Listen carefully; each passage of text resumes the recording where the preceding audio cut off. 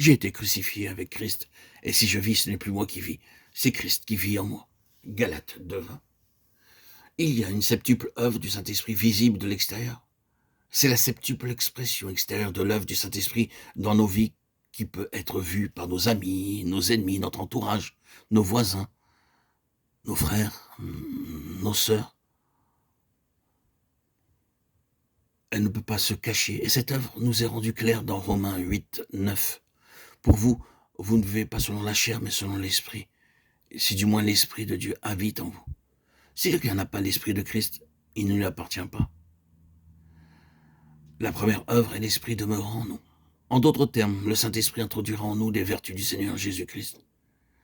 Si vous permettez au Saint-Esprit de vous posséder, les autres pourront voir le bien qu'il vous a fait.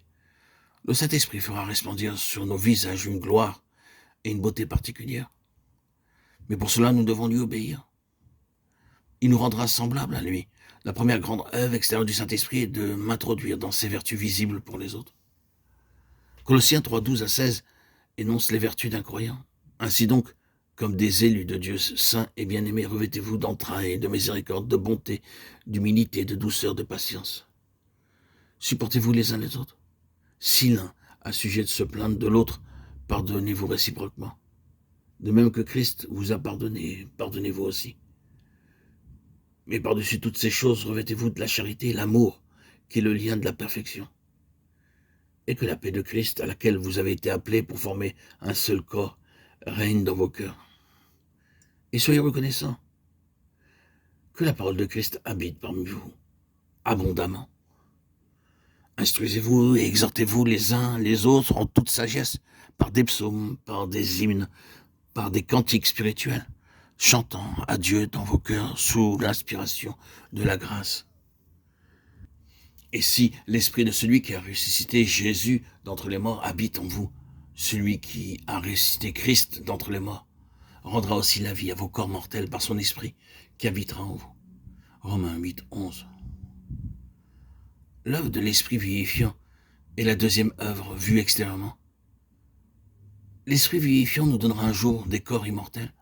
Nous aurons des corps immortels, glorifiés, célestes, spirituels, et avec ces corps, nous le verrons et serons semblables à lui par la puissance de l'esprit vivifiant. À l'heure actuelle, sur la terre, nous pouvons avoir un avant-goût de cet esprit vivifiant.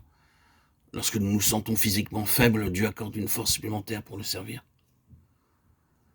La troisième œuvre du Saint-Esprit, c'est l'esprit de conduite, car tous ceux qui sont conduits par l'Esprit de Dieu sont fils de Dieu. Romains 8:14.